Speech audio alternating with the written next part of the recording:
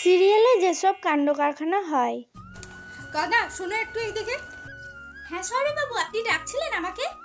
শোনো, এই ডকুমেন্টসের ফাইলটা তুমি রেখে দাও, আর একটু ঠিক করে রেখো, এটা যেন কারোর হাতে না পড়ে। ও দিন। তেমন কি দরকারি ফাইল আছে যেটা আমাকেই রাখতে দিচ্ছেন, তাও এত লুকিয়ে?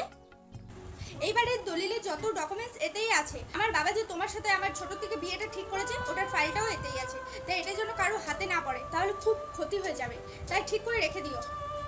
ঠিক আছে, আমি আলমারিতে রেখে দিচ্ছি, কিন্তু আপনার যদি আবার দরকার লাগে আলমারির মাথাতেই চাবিটা রাখা থাকবে, আপনি খুলে নিয়ে নেবেন। আচ্ছা ঠিক আছে।